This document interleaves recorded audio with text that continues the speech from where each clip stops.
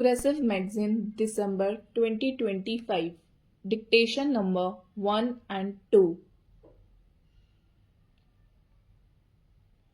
The debate on planning is a truly national occasion, and I am glad that honorable members have taken it seriously, even though there has been much criticism. We have got used to such criticism. First, it used to be on the very concept of planning. Fortunately, that stage is over and we have come to a phase of development when all parties, I hope, approve of the idea of planning. Some have approved of some portions of the plan but have reserved their criticism for the manner in which many programs have been implemented. There are some who do not at all approve of the manner in which we plan. Now, obviously, each one of us stand for certain ideas and for certain methods of functioning. We have, after considerable thought and deliberation, decided on the sort of planning commission which we should have and the manner in which it should work. The Planning Commission consists of independent, non-party, non-political experts, but even they are not solely responsible for the plan.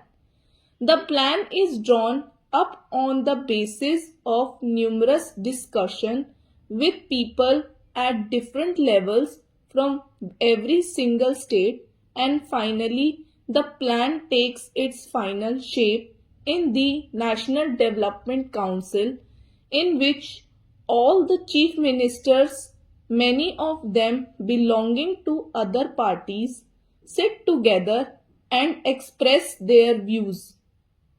It is true that at these meetings there is also disagreement, not normally on the method of planning, but more about how much each state should get. We all know that none of our programs are adequate for our population's needs.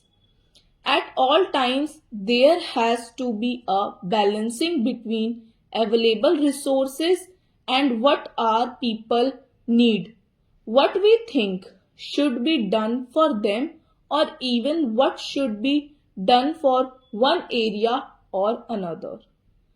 By and large, the plan is a charter of progress for the next 4 years. We have some idea of how it has functioned already since it has been in existence for a year. Although this formal discussion on the final plan is taking once how we had a very fine discussion. When the plan was settled into draft stage, an honorable member said that there was no sense of urgency in the plan. I would like to say that this is not correct. I think that is the difference between the draft outline and the final document. We have tried to inject a sense of urgency in the final document, and the proof of it is that it has recognized the major problems of the day, whether it be unemployment or regional imbalance or other major problems. The solution to some of these problems bears no delay, and they must be tackled with urgency and with determination. But there are certain conditions in which we must work. There are certain accepted parameters. One is the democratic process.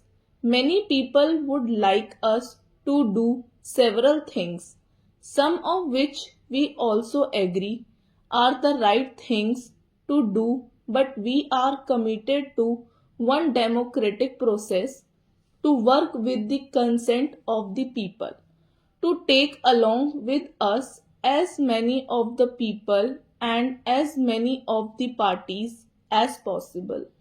But sometimes this does slow the process. I think that even though it makes the process slower, it strengthens the process and it strengthens whatever work we take in hand.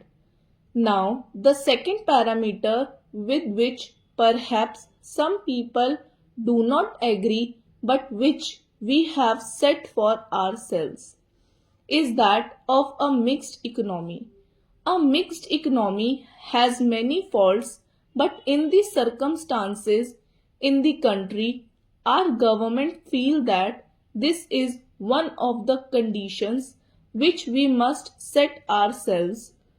I do not think that by a mixed economy it means merely that some big families take advantage of it. Many of men and under mixed economy of our conception, people should be able to take many programs in hand and work for themselves. I know that some families, some groups, some business houses have taken advantage of a particular situation as it arose immediately after independence.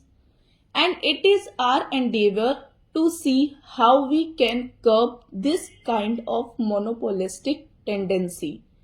It is not possible in the circumstances in which we are to put a sudden break. We cannot change this particular situation overnight. It has to be done in a way which gives the least shock to the economy, but it must also be done in a way which reduces the delay.